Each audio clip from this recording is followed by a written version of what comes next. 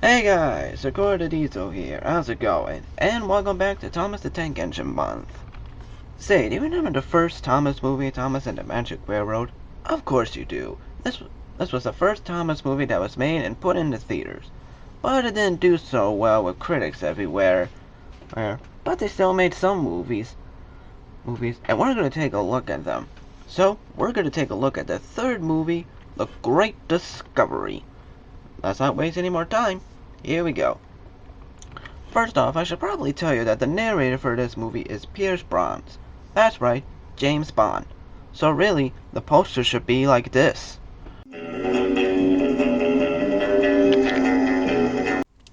So we start off with our new Thomas opening.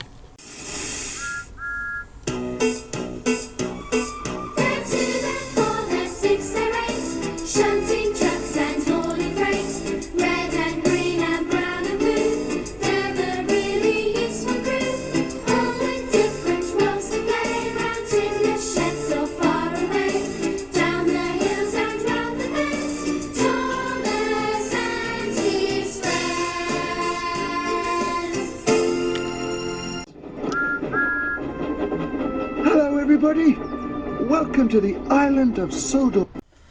Okay, I'm gonna give you my thoughts on Pierce narrating.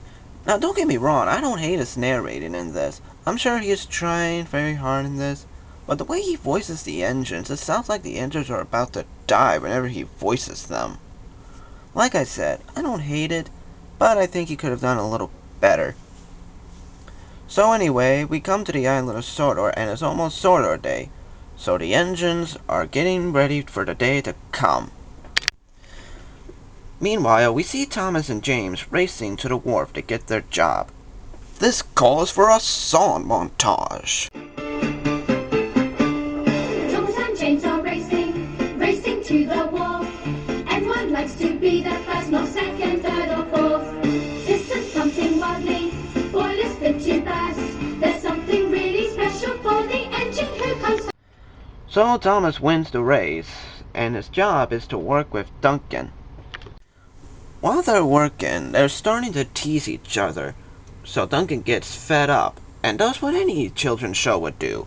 He tries to kill Thomas. Then Duncan had a cheeky idea.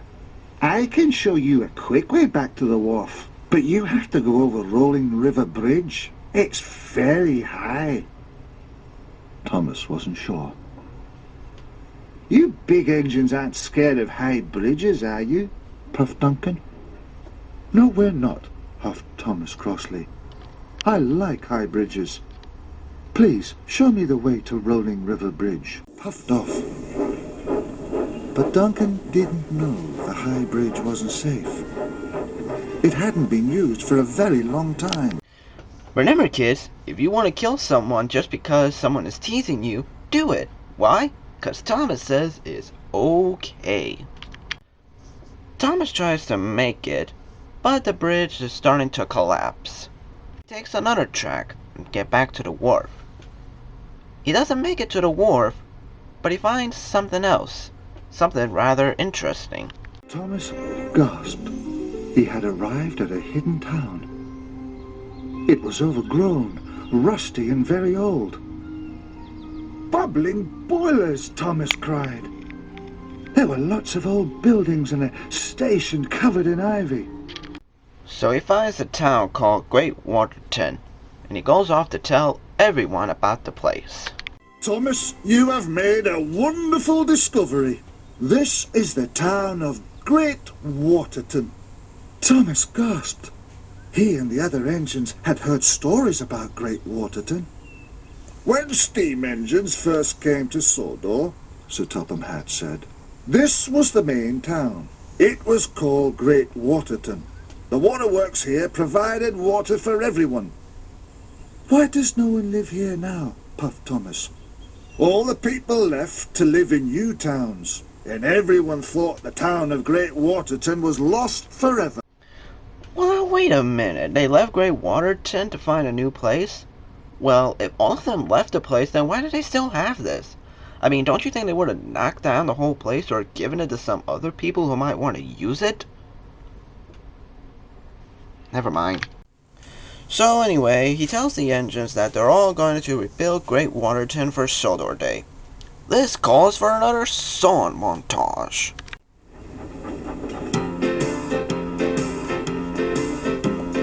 Jobs for plenty, 5, 10, 20 jobs for everyone. Jobs galore and still there's more jobs that must be done. Train it, you name it, then we all can say the time forgot will shine like new on Sodor Day. So Sir Topham gives each engine a job, and he's putting Thomas in charge. And he's also telling them that there will be a new engine who will be doing his jobs while he's in charge. But, big shock, Thomas doesn't listen. So we see a new engine coming out, name... drumroll please. I don't have a drum roll, but forget it. Stanley. And I will have to say, Stanley does look really nice in this.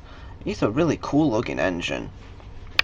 But Thomas starts to get a little jealous when she soon sees Stanley and Percy with Bubbles. Now I want to say here straight up, I'm a fan of the nostalgia critic, I'm Doug Walker, but I don't want to steal his jokes. I mean, I'm a nice, calm person. I don't want to. No, I don't want to do this. No, you're making it hard. No, they're lying. I never want to do this. I didn't want to do this. I'm original. I don't steal people's jokes. I don't. Fine. Now that we got that joke out of the way, let's continue. Things starts to get a little worse when Thomas sees Stanley pulling Annie and Clarabelle To the main line with Annie and Clarabelle.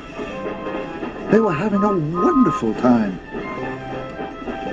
They clattered straight past Thomas. Stanley knows how to have fun, Gordon declared. Thomas watched Stanley disappear. He didn't think it was fun at all. Holy bitches! Gets back to his job, but he hits something, I don't know what it was, maybe a pebble or a rock, and he accidentally falls off the track.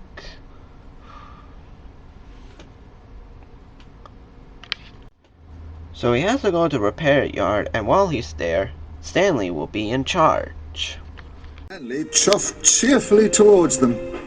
Bad luck, Thomas, he whistled. Well, that was a douche move. He was almost just literally like, yeah, I'm stealing your job, bitch. Have fun in the repair yard. So Thomas gets fixed, but Stanley gets the job because he did it better than Thomas did. So Thomas makes his revenge by making Stanley pulling all those heavy stone cars. Of course, the stone cars breaks free, and it causes a really cool crash.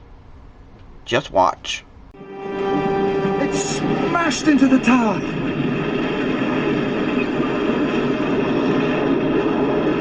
As the tower crashed to the ground, bricks and dust exploded everywhere.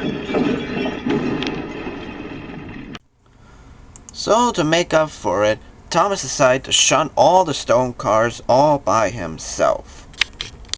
But Thomas finds one of the cars is in the mine, and he decides to go chase it, cause what the hell could go wrong?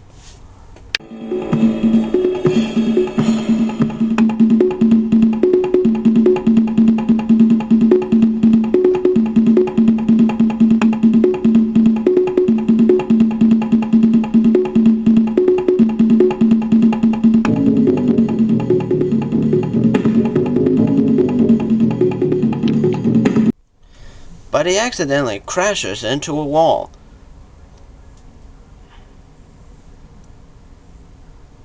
And somehow lands onto a water that somehow has a track with a board waiting for him. Okay? Meanwhile, the other engines know that Thomas is missing, and they decide to find him. Time for another song montage.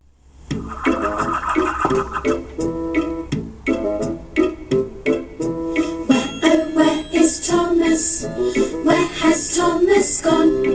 Perhaps he's playing hide and seek, or something's really wrong. Sir Topham Hatt has spoken. Thomas must be found. So everyone is searching every inch of Sodor ground. Actually, out of all the Thomas songs in this movie, this is probably the stupidest one. Why? Well, Just listen to some of the lyrics. The engines search the sidings and every length of track. They look for him round his mush sheds, the front, the sides, the... Well, now, wait a minute. You're looking for an engine from the back of a shed that has no tracks whatsoever? Children get a day off school to hunt for you know who. That's right, kids. If someone that you don't know is missing, you get a day off school just to look for that person. Man, this show teaches good morals, doesn't it? So Thomas crashes through a bush and somehow lands on near a track. Okay. Stanley finds Thomas, and Thomas says he's sorry and wants him to be his friend. Stanley agrees and decides to help Thomas. Soon, Stanley was hooked up to Thomas. Then Stanley huffed and puffed. Thomas was very heavy. There was a lot of water in his firebox. Stanley didn't give up. I can do it, he wheezed. And with a mighty heave, Stanley pulled his friend back onto the track. But Stanley's spoiler has cracked and he can't move. So now it's Thomas's turn to help him back to the Great Waterton. Soon celebrate on Thomas being found, and the opening of Great Waterton is now ready. And Thomas makes a speech at the end. He had wanted to be the leader of the track. But we're all leaders of the track, puffed Thomas proudly. So that's Thomas and the Great Discovery. How does it hold up? Well, as far as kids' movie, this isn't really a bad movie. I mean, the setting is kinda nice. The storyline could use a little more work, but it's Sharon Miller, so what do we really expect? And plus, you know, for the last modeling movie, this wasn't really that bad. So if you're a Thomas fan, I say take a look at it. You probably won't be too disappointed. However, if you're not much of a Thomas fan, then give it a miss. Well, I hope you enjoyed this, but stick with me next time, because guess what? It's the CGI's turn. So till then, I'll see you all later. Take care.